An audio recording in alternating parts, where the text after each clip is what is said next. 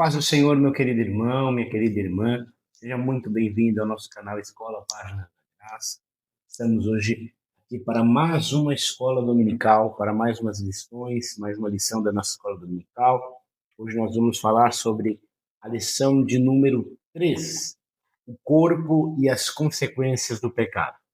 Aos irmãos que estão nos visitando pela primeira vez, seja muito bem-vindo ao nosso canal, é uma honra ter os irmãos aqui. Os irmãos que já vêm acompanhando as aulas, estou muito feliz de poder ter o irmão mais uma vez aqui conosco. E hoje nós vamos falar da lição de número 3, não é? O corpo e as consequências. Lembrando que este canal não tem como objetivo tirar os irmãos nem as irmãs dos vossos cultos de ensino e nem de vossas escolas bíblicas dominicais locais, mas sim ser um instrumento, ser algo a mais para os irmãos de forma subsidiária ao conteúdo da lição. Tudo bem? Então, vamos começar a nossa lição. Roda a vinheta. Já pegue sua Bíblia, papel e caneta, porque a aula já vai começar. Escola Páginas da Graça, com Davi Nepomuceno. Então vamos lá, meus queridos irmãos. Hoje nós vamos falar sobre o corpo e as consequências do pecado. Nós estamos em mais uma lição que faz parte aí dessa estrutura que nós falamos, que nós vamos falar sobre o corpo, né? Desde a lição 2 até a lição 4, nós estamos falando sobre o corpo. E hoje nós vamos ver as consequências que o pecado trouxe para o homem em suas 3 esferas, no corpo, alma e espírito. Mais enfaticamente nesta aula, nós vamos ver a questão no corpo, né? Lembrando que nós não seguimos aqui, não vamos seguir toda a estrutura de todos os subtópicos da lição, nós vamos seguir as estruturas do tópico de cada lição que a gente abordar. Então, nós vamos começar aqui no tópico 1, falando sobre da perfeição à morte.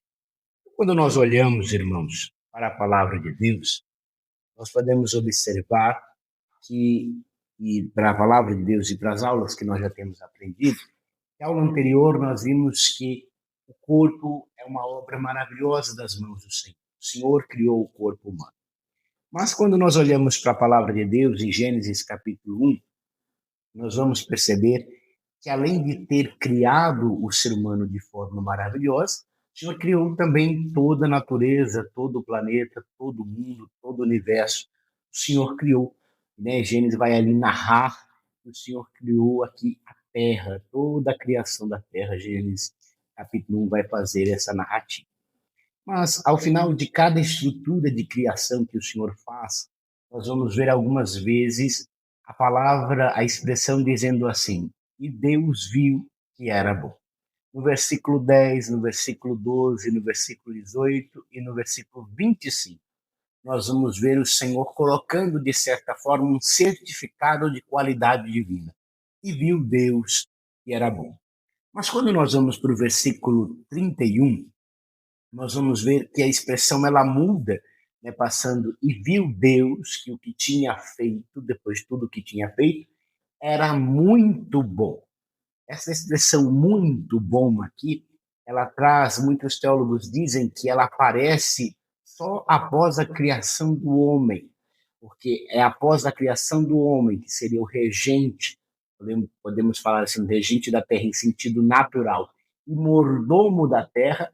Então, só depois que o Senhor criou o homem conforme a sua imagem e semelhança, lembrando que ali Gênesis capítulo 1 é uma visão macro da criação, então o Senhor ter criado o homem, depois a mulher de Adão, depois do Senhor ter criado ali o homem, o Senhor disse era muito bom. Então, esse certificado de qualidade da parte do Senhor, nós podemos ver em Gênesis capítulo 1. Então, tudo que Deus fez foi perfeito, foi reto, foi em harmonia, tudo estava maravilhoso. Então, tudo que Deus criou foi muito bom, né? Então, quando a gente olha para este texto, a gente percebe que ali na criação, desde a criação do homem e da mulher e da criação de toda a natureza, o Senhor fez tudo perfeito. Eclesiastes capítulo 7 vai dizer assim: o que descobri foi, e é tão somente isso, que Deus fez o ser humano reto, mas ele se meteu em muitos problemas. Isso é na versão NAA.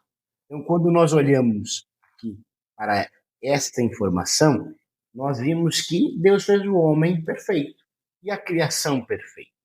Não havia morte, não havia problemas, não havia pecado, não havia dor no mundo, não é? Tudo estava em perfeita harmonia.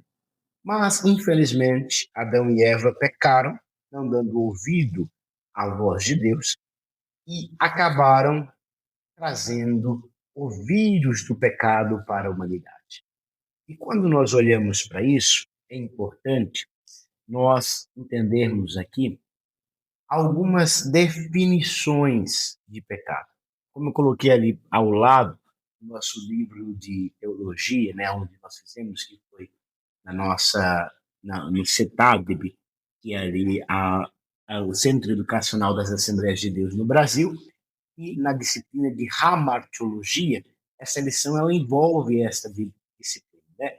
Como alguns irmãos já devem ter ouvido de seus professores locais, em outras videoaulas também, a lição desse trimestre é sobre antropologia, a gente falou isso na primeira lição, e antropologia envolve tanto a soteriologia, que é a doutrina sobre a salvação, tanto a escatologia, que é o estudo das últimas coisas, e envolve também a hamartiologia, que é o estudo do pecado. E quando nós olhamos para isso, eu achei importante trazer aqui aos irmãos a curiosidade e aprofundamento, 6 definições da palavra pecado. As 3 primeiras é do Antigo Testamento. Então, a primeira é Hadat, que aparece 522 vezes na Bíblia, que sugere a ideia de errar o alvo ou desviar-se do rumo. Pecha. O sentido tradicional é transgredir, rebelar, revoltar-se.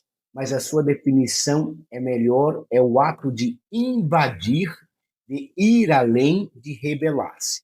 A gente tem Ra, que traz a ideia de romper, quebrar-se aquilo que causa dano, dor ou tristeza. Existem várias outras palavras, tá? Mas eu só trouxe 3 aqui por causa do tempo, e também para trazer esse entendimento aos irmãos que o pecado ele vai se definindo por diversas palavras e assim a gente vai entendendo o que é pecado, o que é a definição do que é pecado, né? Então aqui, as outras 3 são já do Novo Testamento, que é hamartia, que faz correlação com a palavra hebraica hatá, que eu disse aos irmãos, tem esse mesmo sentido de errar o alvo. Kakia, no grego, se relaciona com a perversidade ou depravação, como algo oposto à virtude. Temos atiquia, que denota injustiça, falta de integridade, como alguém que abandona o caminho original. Além disso, vamos ver algumas definições de alguns teólogos importantes, alguns homens de Deus também da história. John Wesley, pai do metodismo, definiu o pecado como uma transgressão voluntária de uma lei conhecida. Olha que interessante, essa descrição de John Wesley ela é muito interessante, porque Adão e Eva conheciam a ordem de Deus. O que o Senhor disse, vocês vão comer de todas as árvores que estão no jardim, menos daquela da árvore do bem e do mal, daquela vocês não comerão. Então, quando ele diz aqui ó, que é uma transgressão, é você ir além desta lei, é você transgredir uma lei, é você fazer o contrário ao que foi dito nesta lei, conhecendo ela. Então, eles já sabiam como era esta lei, eles sabiam qual era a ordem do Senhor, mas eles transgridem, eles erram algo, eles vão além dessa lei, eles fazem o contrário da orientação divina. Augusto Roberts Strong, eminente professor de teologia nos Estados Unidos, escreveu sobre a doutrina do pecado em sua teologia sistemática em 1986, dizendo que o pecado é a falta de conformidade com a lei moral de Deus, quer em ato, disposição ou estado. Então, esse nosso irmão Augusto Roberts aqui, ele vai trazer essa definição muito boa, né? Então, pecado é a falta da conformidade com a lei, tanto no sentido de estado, o homem estando no estado pecaminoso, todo aquele que nasce depois de Adão nasce em estado de pecaminosidade, inclinado para o pecado, tanto a disposição para o pecado, não é? O ser humano quando ele se inclina a pecar, ele está tendo disposição para o pecado, quanto no ato. Então, nós temos duas visões de pecado, né? A visão de pecado como estado, que todo homem é pecador porque tem a sua natureza decaída, então ele é inclinado para o pecado, e todo homem peca na ação do ato do pecado, na ação de pecar como uma ação, como uma atitude. Então, desta forma, Adão e Eva erraram o alvo, transgrediram a lei de Deus e foram além dos limites que Deus havia exposto. Um dos conceitos que a teologia sistemática vai trazer, o que é definindo o que é pecado, achei isso muito interessante, lendo tanto este livro nosso, do CETAD, quanto que o livro de Teologia Sistemática Pentecostal, que nós vimos lá na CPAD. Depois, em uma dessas aulas, eu vou deixar aqui o link aos irmãos, para que possam ir lá mais rápido. A gente está colocando alguns ajustes aqui no YouTube ainda, mas aí a gente vai conseguir deixar os links dos livros, de algumas obras, para os irmãos. Isso vai ser muito bom para o seu crescimento espiritual.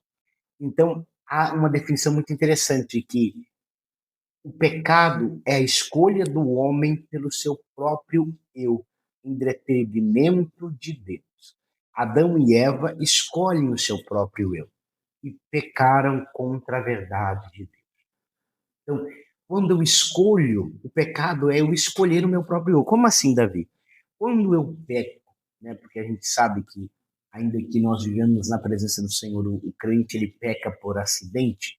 Então, quando eu peco ali, escolhendo pecar, eu estou escolhendo o meu eu, escolhendo fazer minha vontade. Ah, não, eu quero brigar. Não, eu não aceito isso. Aí eu vou e eu brigo. Escolho o meu eu. Ah, não, eu quero mentir, eu escolho a mentira, eu estou escolhendo o meu eu, não a verdade de Deus. Eu roubo, alguém escolhe roubar, ele está escolhendo o seu eu, escolhendo a sua vontade de ter aquilo que é do outro. Então, o pecado realmente é a escolha de si mesma, em detrimento da verdade do Senhor. E quando nós entendemos isso, o ser humano, então, ele escolhe pecar, e por Adão ser representante da raça humana, o vírus do pecado entra no mundo. E esse vírus do pecado, ele traz consequências para o mundo, consequências muito problemáticas, né? A primeira é o vírus do pecado, como eu disse aos irmãos. Então, todo aquele que nasceu pós-Adão, nasce com o vírus do pecado. O ser humano foi criado perfeito na criação, como tudo que Deus havia feito, mas após a queda, tudo é corrompido. O vírus do pecado entra, traz males à natureza, traz males ao homem e traz males à sua descendência. Então, aquela estrutura que era santa, que vivia a santificação plena, que não havia pecado, agora ela peca. E por Adão ser o representante da humanidade, a partir de Adão esse vírus adentra a estrutura do homem, adentra. É por isso que a gente falou que o pecado ele vai atingir tanto o corpo, quanto a alma, quanto o espírito. Então ele adentra a estrutura do ser humano, e todo ser humano, após ali ao pecado, ele tem essa inclinação para o pecado, a inclinação para o pecado.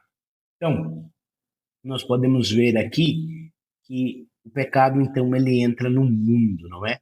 Gostaria de citar também aqui uma fala do pastor Elienay Cabral, na obra Teologia Sistemática sobre o Pecado. É importante, vou dizer uma coisa para os irmãos aqui: nossa teologia sistemática pentecostal, ela é construída por diversos pastores, não é?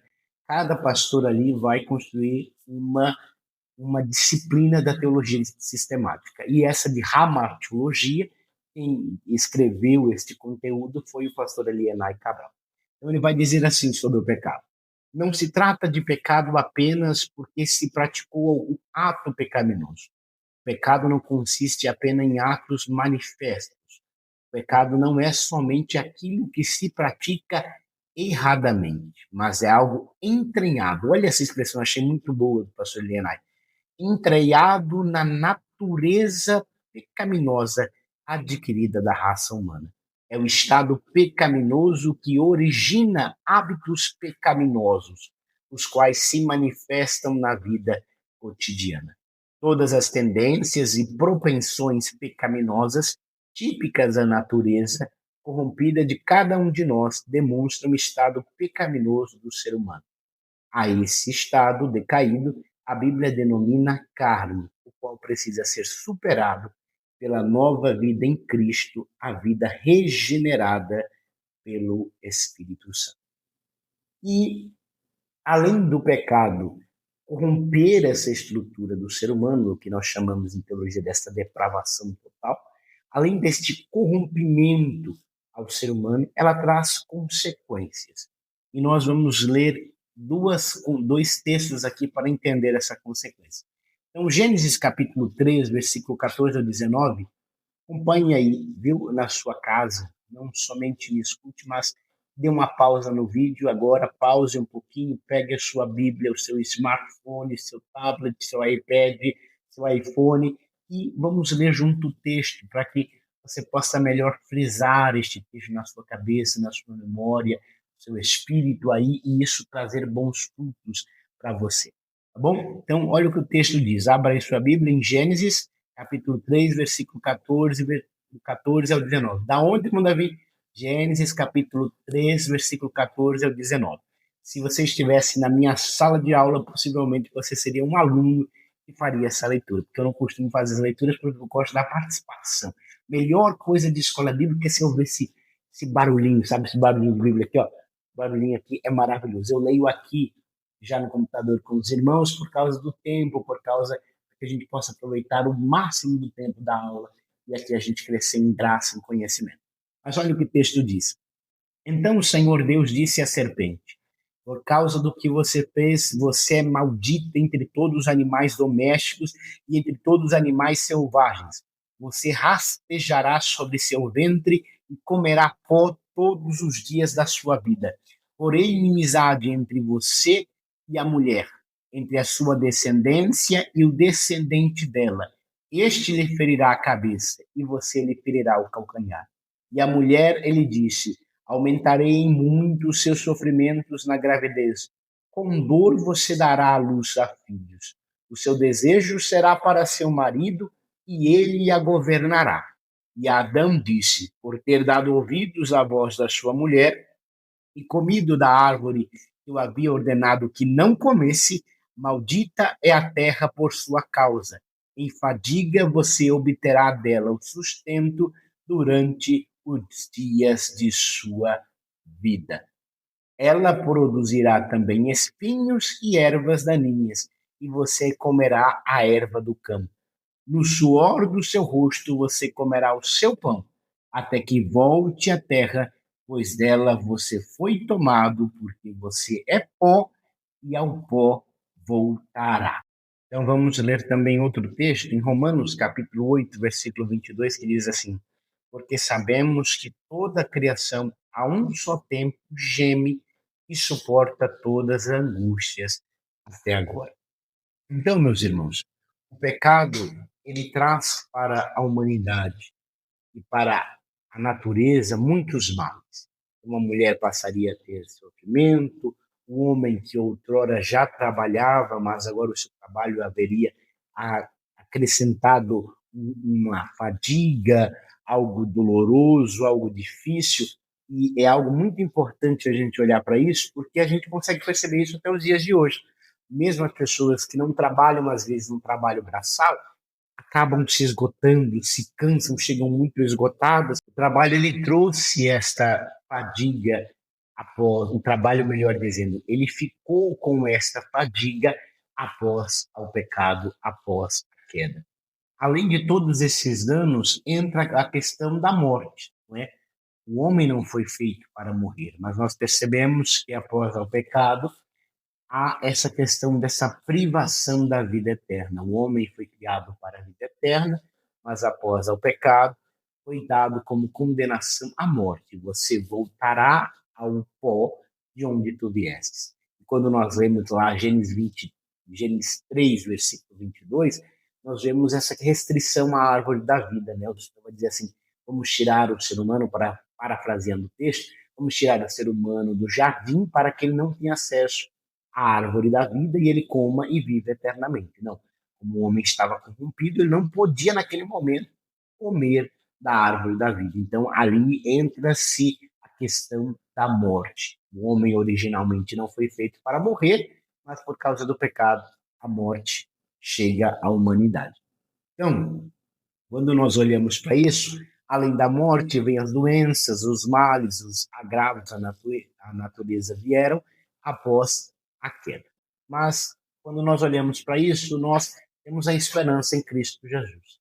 Não é mesmo com a morte como condenação, mesmo com os males, mesmo com todas estas coisas que vieram após a queda, nós hoje temos a esperança em Cristo Jesus. E se nós permanecermos firmes em Cristo, um dia, ou por meio da morte, ou por meio do arrebatamento coletivo, nós seremos transformados, deixaremos este corpo e iremos para a glória. Porque, como diz o meu pastor, quando ele diz certa vez em uma de suas pregações, dizendo assim: quando vocês ouvirem dizendo que Manassés morreu, que é o nome do meu pastor, é mentira. Manassés está mais vivo do que nunca. Porque a morte para aqueles que estão em Cristo, ela nada mais é do que uma mudança de residência. A gente sai da onde nós moramos nesta terra e vamos morar com o nosso Senhor, aguardando o arrebatamento coletivo, onde todos nós subiremos para o céu de glória. Ficamos ali no paraíso, aguardando até que o Senhor venha nos levar. John MacArthur, ele vai dizer assim: a morte só pode fazer algo contra os cristãos, entregar eles nas mãos do vosso Salvador. É só isso que a morte pode fazer contra nós, somente nos entregar nos braços de nosso Salvador. Então, nós podemos ficar alegres, esperançosos e saber que, embora a morte venha, há um lugar que nos espera. Em uma das escolas dominicais que eu dei aos obreiros da minha igreja, onde sou professor, disse aos irmãos sobre uma citação de um pastor da Inglaterra que ele fazia. Todas as vezes que um de seus irmãos e um de seus obreiros de uma de suas ovelhas estavam à beira da morte e estavam angustiados, ele se agachava perto dos ouvidos daqueles irmãos e falava João capítulo 14, versículo 1, dizendo que diz assim: na casa de meu pai há muitas moradas. Se não fosse assim, eu não vou teria dito, vou outra vez preparar-vos lugar. Então, na casa do meu pai, na casa do Senhor, há muitas moradas para aqueles que dormem em Cristo. Que nós possamos entender que, embora a morte veio ao mundo, a morte para nós não é o final da jornada, é o começo da vida eterna, não é? Então, nós possamos guardar isso em nosso coração. Quando a gente vai para essa parte de esperança, para essa parte de saber que nós temos um céu que nos espera, nós temos a esperança da volta de Jesus, nós não simplesmente morremos e deixamos de existir como diz o mundo, mas não voltamos para casa, voltamos para o Senhor. Nós precisamos falar de uma coisa muito importante, que é a fase da velhice, não é? Esta fase tão maravilhosa, tão espetacular que é a fase da terceira idade. E tem algo triste que tem acontecido no mundo, né? No meio de tantas doenças psíquicas que têm acontecido, tem aparecido uma fobia chamada gerotofobia, que é a terrível medo mórbido de envelhecer, que causa ansiedade e produz comportamentos desregulares. Então, meus irmãos, muitas pessoas têm tido esse medo mórbido de envelhecer. A velhice é uma fase da vida muito boa, não uma fase de tristeza, de invalidade, de lamento. Não deve ser vista desta maneira. É verdade que a Bíblia demonstra que a velhice ela vem com cansaço, vem um desgaste. Você não terá o mesmo corpo dos seus 20 anos, não é mesmo?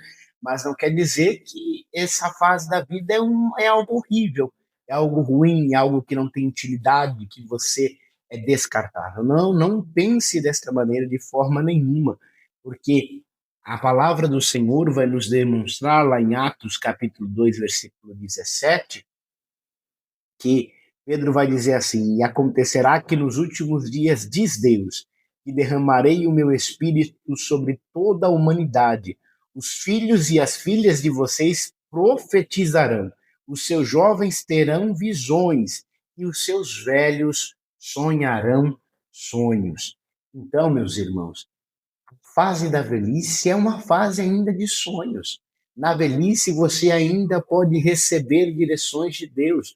O pastor Hernandes Dias Lopes ele diz algo que eu gosto muito, é que na casa do Senhor, no Evangelho, não há lugar para a aposentadoria, não há lugar para isso. Há lugar para se trabalhar enquanto tem vida, enquanto se tem fôlego de vida. Há espaço para se trabalhar ao Senhor. Então, a velhice ainda é um tempo de receber direção de Deus, projetos de Deus, é um tempo ainda de ser útil à casa de Deus, de ser a voz da sabedoria, para aqueles que estão vindo para a casa do Senhor, aqueles que serão os futuros pastores, os futuros presbíteros. Você, então, meu irmão, que tem uma certa idade, um pouco mais avançada, não se sinta que você não tem valor, não, você é muito importante para a casa do Senhor. A sua vida é muito importante para Deus. Esta fase da vida é uma fase maravilhosa também. Nós devemos saber viver cada fase da vida conforme o Senhor quer, na alegria, no temor e na gratidão a Deus. Nosso comentarista, ele coloca que essa fase da vida, a velhice, ela deve ser vivida com temor e gratidão a Deus. Mas eu coloco me acrescentar mais. Além de temor e gratidão a Deus, deve também ser vivida com alegria. Não é porque você está com os seus dias um pouco avançados que você deve pensar que você não deve se alegrar. Não, você deve sim se alegrar. Este tempo de velhice é um tempo de intercessão. É um tempo de você orar pelos seus netos, é um tempo de você orar pelo futuro da igreja, é um tempo de você orar por aqueles que Deus ainda vai levantar, é um tempo de você orar por aqueles que Deus está levantando, é um tempo de você interceder pelos seus filhos, que às vezes são pastores, são mulheres de pastores, missionárias, diaconisas, que estão trabalhando para o Senhor, homens que estão aí pregando o evangelho de um lado para o outro. Então você, meu irmão, que chegou a esta idade, você tem esse tempo para ser um intercessor, para orar, para ser uma voz de sabedoria a esses moços, a essas moças. A minha vida, eu sempre procurei os meus pastores mais velhos, meus pastores que tinham uma certa idade mais de experiência, para serem os meus referenciais. Então, este tempo da vida é um tempo importante, é um tempo de valiosidade para o Senhor. Então, não ache que porque você chegou a esta idade da vida, que você não é valioso. Então, você é.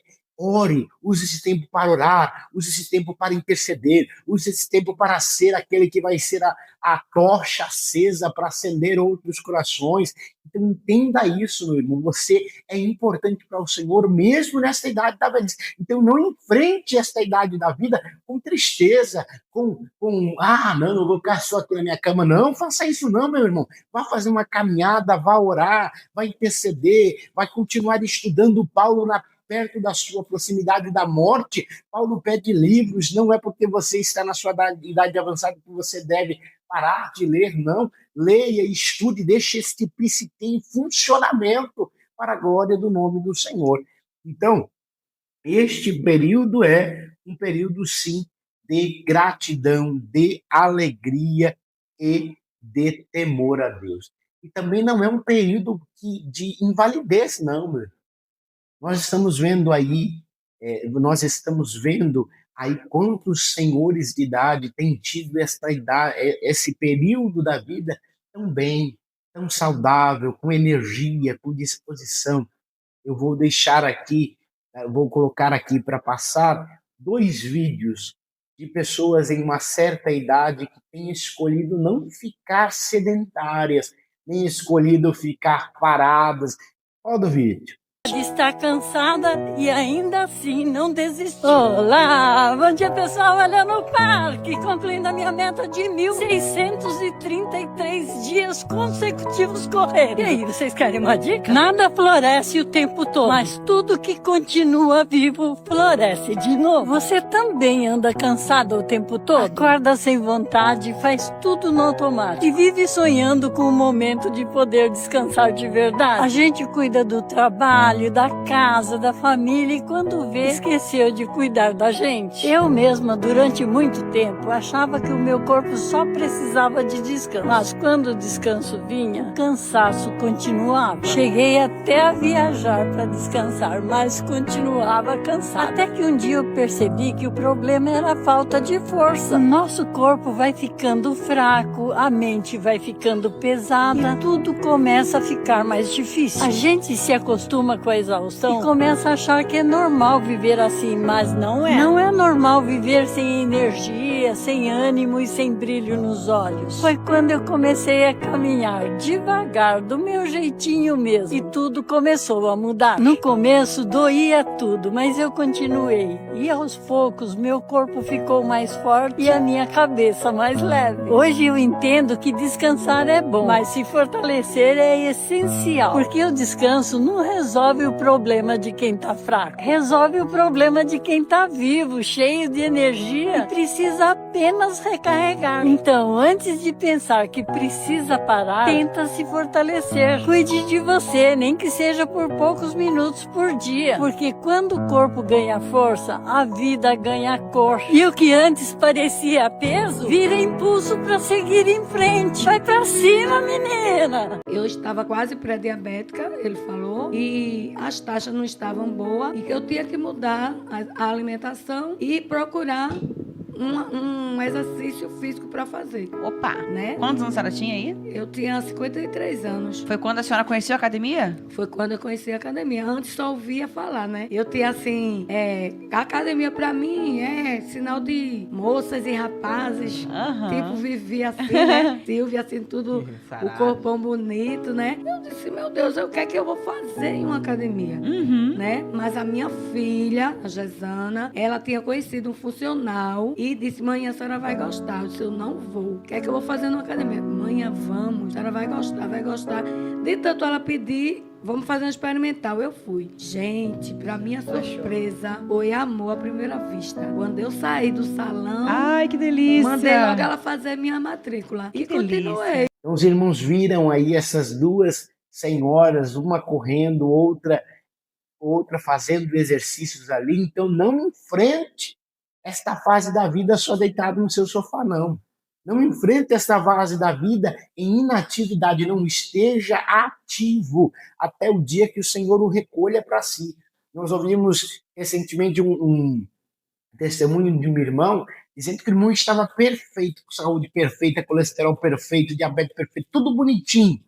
Mas aconteceu de vir a falecer. E o nosso irmão que o atendeu era um médico, era cristão, falou para um dos nossos obreiros, dizendo assim, a minha vontade era escrever no laudo assim, morreu porque Deus quis levar. Mas não foi porque este irmão não estava saudável, não foi porque este irmão não estava vivendo uma idade da velhice bem. Então viva bem, irmãos. Não ache que você tem que ficar no seu sofá só chorando as pitangas. Não, seja um instrumento de Deus neste momento. Esteja em funcionamento, caminhe, faça exercício, corra, faça caminhada. Tem muito senhor que está dando surra em jovem de 25, de 30 anos aí em disposição. Então não aceite que a sua vida vai ficar ali parado, não, morto ali parado, só comendo, bebendo e só esperando a morte. Não, meu irmão, esteja em atividade para a glória do Senhor. Cuide-se para a glória do Senhor. Viva para a glória do Senhor. Seja uma voz de sabedoria, seja uma voz de intercessão, seja uma voz de ensinamento. Que nós possamos entender que a idade da velhice, essa fase da vida, não é um mal. Não, você não terá o mesmo corpo de 20 anos. Não podemos ser inocentes, não é mesmo? Não terá o mesmo, mas você terá, sim, disposição. Você tem como, sim, ter uma idade avançada com disposição, com energia, correndo, sendo exemplo para os mais jovens. Lembre que, como diz lá em Levíticos, capítulo 19, 32, com os idosos está a sabedoria. Melhor dizendo, levantem-se na presença dos idosos, honrem aos anciões, tema o seu Deus, eu sou o Senhor. E lá em Jó, capítulo 12, versículo 12, diz, com os idosos está a sabedoria, e na longevidade o entendimento. Então, meus irmãos, você é importante. Então não enfrente essa idade da vida não com temor, com pensando, meu Deus, ansioso. Não, meu irmão. Enfrente esta idade da vida com alegria, com temor, com disposição. Acorde todos os dias agradecendo porque o sol brilhou mais uma vez, porque mais uma vez Deus te deu oportunidade para ser um intercessor, para ser uma voz da sabedoria. Esta geração que vem aí, irmãos, ela precisa de você, ela precisa do seu ensinamento, ela precisa da vossa orientação, ela precisa do vosso conselho, porque Satanás está se levantando ferronhamente, de forma ferrenha, para tentar destruir a casa de Deus, para tentar destruir pregações que são bíblicas, cristocêntricas. Nós vemos diversos movimentos teológicos por aí, tentando corromper as escrituras, e Deus conta com você, obreiro que tem mais de 60 anos, obreiro que tem 50, 55, 40, e lá vai por aí, mais acima dos 49 para lá, que está começando a chegar perto ali a idade avançada, quando é os 60 anos, que costumam se dizer. Então você que está com 55, 60, 65, 70, 72, 75, você é importante. Você ainda tem de ensinar a estes jovens a importância do hino da harpa, a importância da leitura da palavra de Deus, a não trocarmos os nossos cultos somente por louvores e louvores e louvores e louvores. Não que haja problema nisso, porque Deus habita-se nos louvores, mas a palavra ela é necessária, o lugar da palavra não pode ser retirado. Deus habita no meio dos louvores, mas não podemos fazer a casa do Senhor somente o lugar de louvores. Não, a palavra precisa estar ali. Quando nós olhamos para Atos dos Apóstolos, nós vemos como importante é a palavra.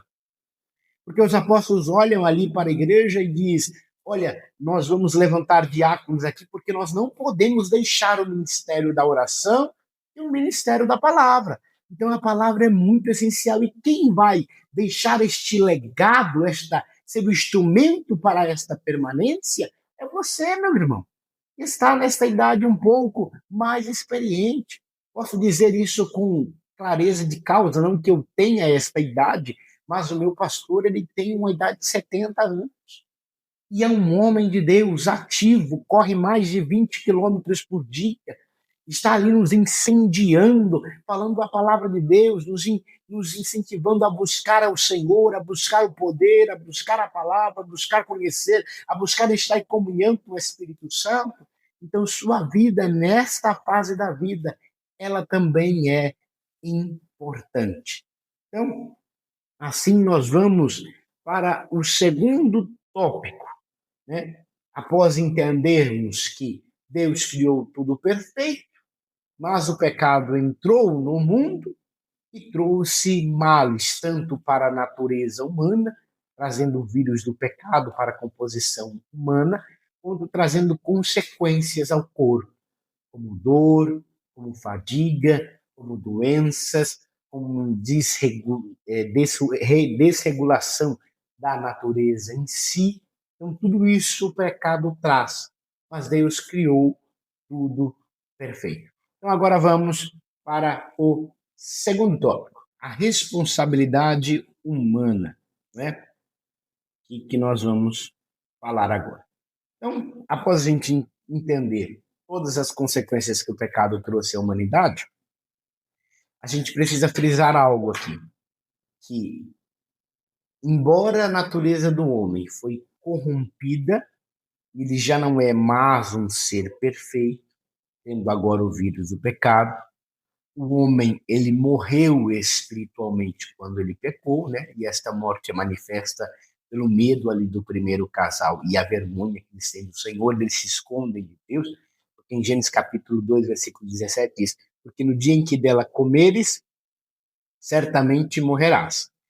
E mais tarde nós vemos a morte física ali sendo a primeira morte de Abel. Então, nós podemos ver que o pecado trouxe tudo isso. Trouxe morte, morte espiritual e depois a morte física corrompeu a estrutura do homem. Mas nesta depravação total que nós falamos, né, não se perdeu a questão do livre-arbítrio. Não se perdeu essa questão do livre-arbítrio. Nós podemos olhar isso lá em Deuteronômio capítulo 30, versículo 19 e 20. Vamos ler juntos aqui. 30, versículo 19 e 20. Diz assim, ó, hoje tomo o céu e a terra por testemunha contra vocês, que lhe propus a vida e a morte, a bênção e a maldição. Escolham, pois, a vida para que vivam, vocês e seus descendentes, amando o Senhor seu Deus, dando ouvidos à sua voz e apegando-se a ele, pois disto depende a vida e a longevidade de vocês. Escolham a vida, para que habitem na terra que o Senhor, sob juramento, prometeu dar aos pais de vocês, Abraão, Isaque e Jacó. Então, mesmo após ao pecado, o homem não perdeu o seu livre-arbítrio. Né? Não, a depravação total não destruiu completamente, não destruiu, melhor dizendo, essa capacidade de escolha. Sim, trouxe a depravação total, mas não destruiu essa capacidade de escolha. Pastor Ciro, em sua aula sobre as consequências também que o pecado trouxe ao corpo, ele escreve em seu documento dizendo assim, se a depravação total destruiu a capacidade do ser humano de distinguir o bem do mal e escolher o bem antes do mal, então teria destruído a capacidade do ser humano de pecar. Pois um ser sem faculdades morais e sem capacidades morais não é de forma alguma um ser moral. Em vez disso, é amoral, como diz o teólogo Gesley. Então, o ser humano, embora sofreu a depravação total, ele não perdeu o livre-arbítrio. Por que a gente está dizendo isso? Porque a gente precisa entender que o ser humano ele tem a capacidade de escolher entre o bem e o mal. E esta escolha, ela volta àquilo que nós tínhamos dito, né? Como questão do pecado como estado, como prática. Então, todo ser humano ele nasce com inclinação para o pecado, depois da queda. E todos pecaram. Mas temos o poder de escolher entre o bem e o mal, escolher entre praticar o mal ou o bem. É lógico que nós, por causa da nossa capacidade decaída, não é? Melhor dizendo, lógico que por causa da nossa natureza decaída, nós vamos acabar pecando por acidente, né? Nós lemos lá em João, quando nós lemos a Bíblia, todo aquele que está em Cristo, ele não vive pecando. O que é viver pecando? Eu não vivo escolhendo pecar, eu não escolho pecar. A minha vida não é direcional para pecar. Não acordo de manhã e falo, eu vou pecar hoje. Não acordo de manhã e falo, eu quero pecar. Não olho, eu vou fazer o errado. Não. Um cristão de verdade não vive assim. Ele acaba pecando por acidente, por causa da sua natureza decaída. Vale salientar aqui que para a salvação há uma atuação da graça de Deus chamada preveniente e capacitador. O que quer dizer isso? O ser humano não seria capaz de salvar-se por si mesmo. Então a graça vem através da atuação do Espírito Santo e dá capacidade ao homem de escolher entre crer em Jesus ou não. Se o Espírito Santo não fizesse essa atuação, a qual o Espírito é responsável de convencer do pecado, do juízo e da justiça, essa graça preveniente não fosse manifestada, o ser humano não tinha capacidade de alcançar esta salvação. Mas agora, por causa que o Senhor disponibiliza esta graça preveniente, este homem tem a capacidade entre escolher ou não a salvação. Então, o ser humano ele não perdeu a capacidade de escolher a atuação no que se refere à salvação desta graça preveniente. Nós vemos que há essa questão da atuação, como se diz lá em Apocalipse, capítulo 22, versículo 17. O Espírito e a esposa dizem, vem, e o que ouve, diga, vem, e quem tem sede, venha, e quem quiser, tome de graça da água da vida. João 17 também traz esse pensamento. Se alguém quiser fazer a vontade de Deus, conhecerá a respeito da doutrina, se ela é de Deus, ou se eu falo por mim mesmo, palavras do Senhor Jesus. Então, existe a graça preveniente, a atuação da graça, a atuação do poder de Cristo.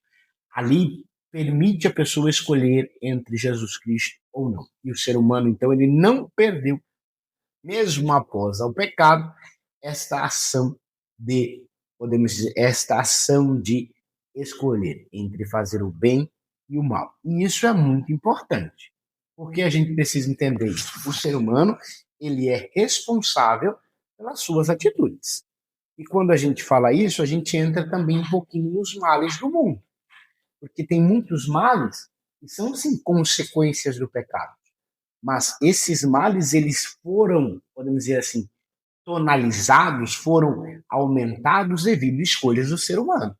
E nós temos o quê? Por exemplo, a doença chamada tuberculose, sífilis, ela se expandiu ali nos primeiros anos do século XX, influenciado por quê? Pela cultura do rock, que ali incentivava o álcool, as drogas, e essa cultura gerou essa tuberculose. Os jovens estavam fumando demais, bebendo demais, tendo relações sexuais de forma promíscua, e isso foi trazendo danos e danos. Outro exemplo também é a doença da hepatite AIDS, que se desenvolveram mais forte na metade do século XX, movidas pela mesma cultura. Então, onde os jovens ali bebiam, injetavam drogas injetáveis no sangue, na veia ali, e tinham relações sexuais com o outro, aconteceu o quê? Se expandiu essas doenças. Então, muitos males no mundo hoje acontecem por ações que homens quiseram fazer. Temos exemplos tristes, irmãos, dessas pessoas aí que têm colocado, além de oferecer bebidas alcoólicas, essas bebidas têm sido adulteradas e pessoas têm morrido. Outras empresas vão e jogam elementos químicos em água e faz com que pessoas sejam infectadas, morrem, sofrem, têm doenças, câncer e etc. Então, muitos dos males que a sociedade vive é por escolhas dos seres humanos, é pela malignidade do ser. É porque o homem escolheu o pecado, escolhe o mal, escolhe praticar, escolhe o quê? O seu eu. Ah, não, eu quero enriquecer a qualquer custo. E ele, o que ele faz? Ele joga coisas na água. Quero enriquecer a qualquer custo, ele faz um bendito de um alimento com coisas que vai matar alguém. Então, isso é complicado. Oferece um alimento vencido. Então, muitas coisas a gente tem que entender que é consequência do ser humano. Males que a gente vê, por exemplo, de enchentes. Quem é que joga o papel na rua, irmão? Quem é que entope os bueiros com lixo, irmão? Quem é que pega o sofá e joga no meio da via? É Deus? É um anjo? É o Espírito Santo? Não. É o abençoado do ser humano que faz isso. Então, esses males que ele sofre não é, às vezes, nem o prefeito que fez. Não estou aqui defendendo ninguém, não. Eu estou falando de responsabilidade. Este tópico, ele é um tópico que traz a responsabilidade. O ser humano, ele tem responsabilidade. Não é, Paulo vai dizer muito bem lá, porque nós somos salvos pela graça, não é porque nós somos salvos pela graça, vamos pecar. Não é aí que a gente não peca. É aí que a gente não escolhe pecar.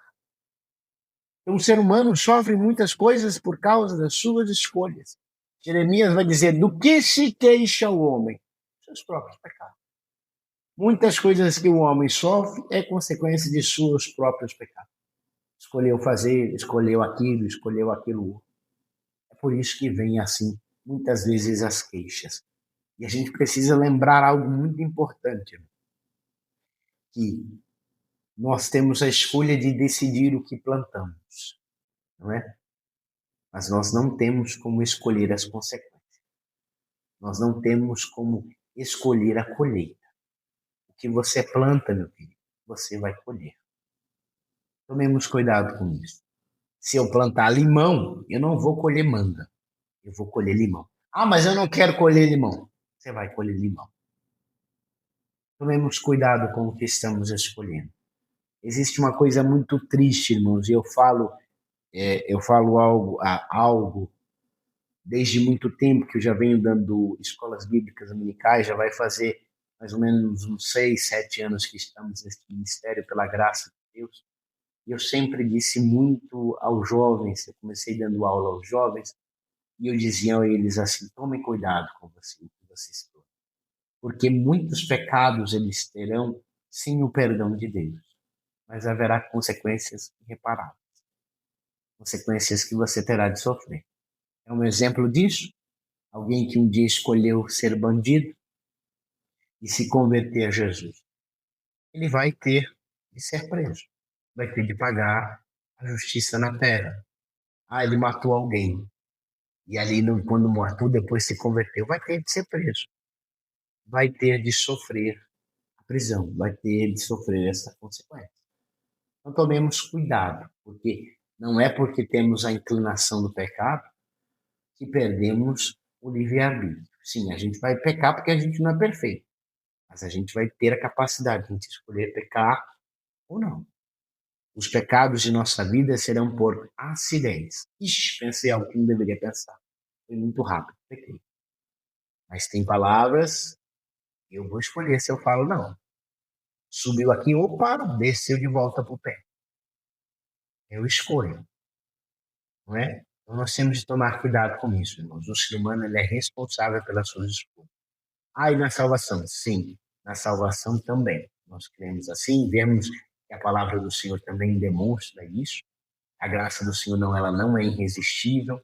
Nós não acreditamos nisso, não vemos isso na palavra do Senhor, não. O ser humano, por essa graça preveniente que capacita a escolher, decide entre Cristo ou não. Essa graça ela vem e o capacita a escolher. Então ele escolhe ou não, ouve o Espírito ou não, é convencido ou não, se deixa ser guiado e direcionado pelo Espírito Santo, crendo e se arrependendo ou não. Ele tem o direito de escolha. Então, escolhemos, irmãos, tomemos cuidado com o que estamos plantando, com o que estamos decidindo fazer em nossa vida, porque algumas consequências, pode até haver perdão para certos pecados, mas haverá consequências que não terão como a gente fugir dela. Então, vamos agora para o nosso terceiro tópico, do abatimento à glorificação. Né? Falando aqui, meus irmãos, a gente já viu que eu estou fazendo esse repisar aqui para os irmãos guardarem bem os entendimentos de cada tópico. Tá? Então, nós vimos que o ser humano foi feito perfeito, o pecado corrompeu, trouxe a morte, trouxe males. Nós vimos que a velhice é uma fase da vida que deve ser levada com alegria, temor e gratidão. Nós vimos aqui no segundo tópico que o ser humano ele é responsável pelos seus atos, que ele não perdeu o seu livre-arbítrio, e que muitos sofrimentos da terra advindos de escolhas dos próprios homens. E agora nós chegamos no terceiro tópico, onde nós vamos falar sobre a questão que o homem, por causa do pecado, sofre doenças, enfermidades, e o corpo, ao passar do tempo, ele vai se degenerando. E vimos que o aumento muitas vezes é por causa das escolhas dos homens, mas nós temos algo que a gente precisa entender aqui. Eu vou abrir um parênteses aqui para a gente falar sobre essas doenças. A palavra do Senhor diz em Isaías 53, versículo 4, que verdadeiramente Ele tomou sobre si todas as nossas enfermidades e as nossas dores levou sobre si. Em Mateus capítulo 4, versículo 23, vai dizer que Jesus percorria por toda a Galiléia, ensinando nas suas sinagogas e pregando o evangelho do reino e curando todas as enfermidades e moléstias entre o povo. Sim, meus irmãos, Jesus cura.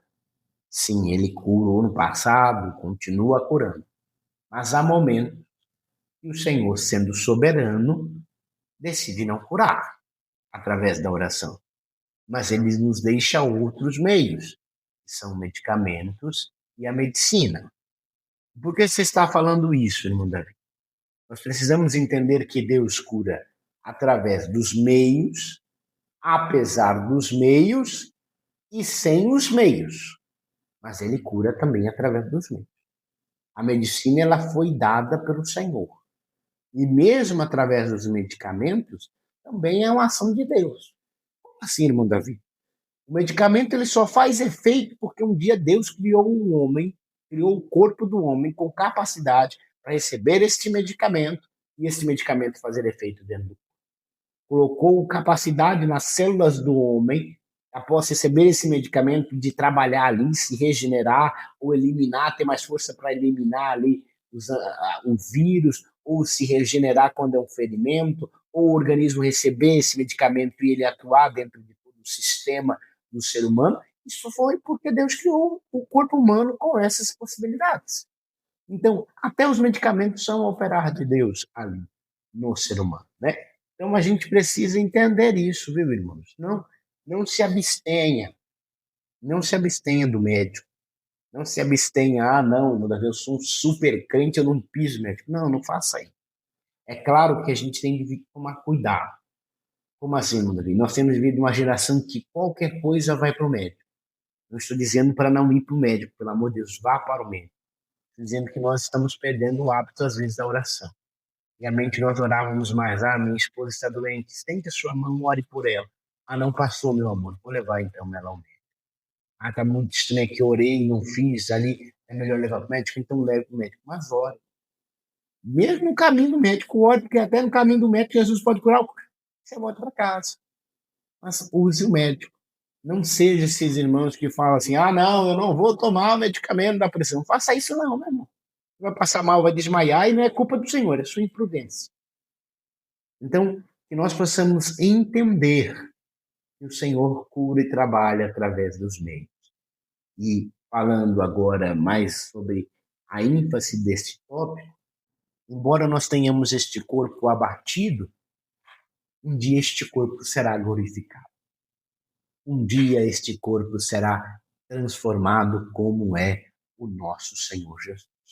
Um dia teremos este corpo sem males, sem dor. Haverá um dia que as funerárias não trabalharão mais, porque nós já estamos com o corpo glorificado, a morte mas não nos alcança, nós vamos deixar esta matéria aqui que se corrompeu e receberemos um corpo glorificado, como é o do nosso Senhor Jesus. Vamos ler o texto que eu mais amo, dos textos que eu mais amo das Escrituras, amo toda a palavra do Senhor, mas são textos que a gente tem essa certa inclinação de alegria, né, de leitura, de gostar de ouvir. 1 Coríntios capítulo 15, versículos 52 ao 58. Olha o que esse texto diz, meu aluno. No momento, num abrir e fechar de olhos, ao ressoar da última trombeta, a trombeta soará, os mortos ressuscitarão incorruptíveis e nós seremos transformados, porque é necessário que este corpo corruptível se revista da incorruptibilidade e este corpo que é mortal se revista da imortalidade. E quando este corpo corruptível se revestir da incorruptibilidade e o que é mortal se revestir da imortalidade, então se cumprirá a palavra que está escrita. Tragada foi a morte pela vitória. Onde está, ó morte, a sua vitória? Onde está, ó morte, o seu aguilhão? O aguilhão da morte é o pecado, e a força do pecado é a lei. Graças a Deus que nos dá a vitória por meio de nosso Senhor Jesus Cristo. Portanto, meus amados irmãos, sejam firmes, inabaláveis e sempre abundantes na obra do Senhor, sabendo que no Senhor o trabalho de vocês não é vão. Então, meus amados, um dia nós teremos este corpo glorificado. Se aprover ao Senhor não voltar antes de vosso abatimento, de você falecer nesta terra, você irá ser transformado. Agora, se você falecer, não se preocupe também, porque o Senhor virá e você ressuscitará em um corpo incorruptível. Não vai ter mais dor na coluna, dor nas costas, dor no joelho, dor na perna, cansaço, não haverá mais nada disso. Nosso corpo será glorificado. Então, meu amado irmão, que nós não possamos perder esta esperança. Também já digo aos irmãos, você que está acompanhando esta aula, curta este vídeo, compartilhe este vídeo, se inscreva em nosso canal, seja um instrumento para que a palavra do Senhor chegue a outras pessoas, compartilhe com seus amigos, familiares, vizinho, cachorro, galinha, tudo. Compartilhe este vídeo, para que a palavra do Senhor cresça em abundância e pessoas possam ser acompanhadas por esta palavra. Então, curte aí para que o YouTube entenda que o nosso vídeo é relevante e possamos alcançar mais pessoas para a glória do nome de Jesus. Outro texto que a gente pode ler também aqui é Romanos, capítulo 8, versículo 23, que diz: e não somente ela, mas também nós que temos as primícias do Espírito, igualmente gememos em nosso íntimo, aguardando a adoção de filhos, a redenção de nosso corpo. Então, meus irmãos, teremos esta salvação.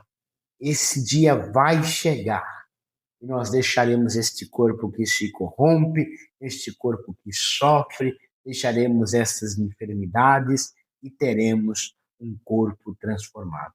Então, que nós possamos nos manter firmes, inconstantes no Senhor, porque nada neste mundo pode se comparar com a glória que nos há de ser revelada quando chegarmos ao Senhor.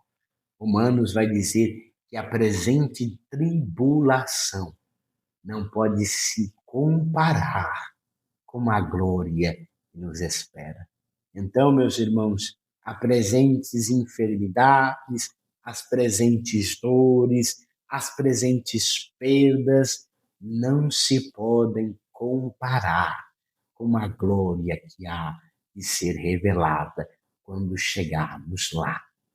Quando alcançarmos e chegarmos aos braços de nosso Senhor e estejarmos com o Senhor nas bodas do Cordeiro, quando nós fomos recebidos nos céus, quando a igreja do Senhor, a noiva adornada, perfeita, arrumada, cheirosa, perfumada com o cheiro de Cristo, que foi trabalhada pelo Espírito Santo, que deixou suas vestes limpas, lavadas, que ensinou a andar nos caminhos de retidão do Senhor, e o Espírito nos apresentar a Cristo, ali não haverá mais dor, ali não haverá mais peso, ali o braço não vai doer mais, ali as pernas não vão doer mais, ali você não vai ter de ter um Dorflex de reserva dentro da sua escrivania, não, ali nós teremos um corpo transformado.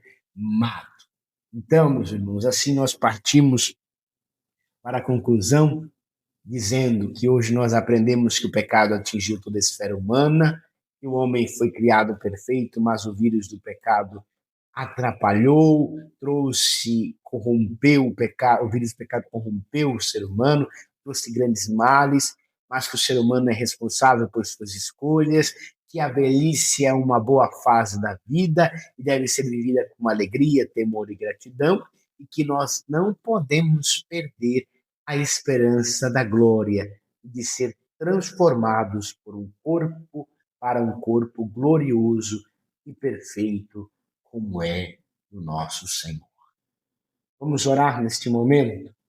Senhor meu Deus, agradecemos por esta aula, agradecemos por aprendermos um pouquinho mais do Senhor, de adentrarmos um pouquinho mais no oceano das tuas escrituras. Ó Senhor, abençoe este meu irmão que está na idade mais experiente, que ele viva esta fase da vida com alegria, com temor, com gratidão. A este irmão que está na juventude, que ele possa usar a sua juventude para a glória de Deus, que ele possa usar o seu membro para a glória de Deus, que nós não percamos a esperança da glória assim. Vamos viver nesta vida, vamos trabalhar nesta vida, vamos conquistar nesta vida, vamos viver os teus propósitos, mas que nós não percamos, Senhor, os olhos em ti, que nós não nos esquecemos que é um céu que nos espera, que nós não esquecemos que um dia seremos transformados e vamos ver não o Senhor mais como espelhos embaçados, não, vamos ver o Senhor como o Senhor é, e nós teremos o corpo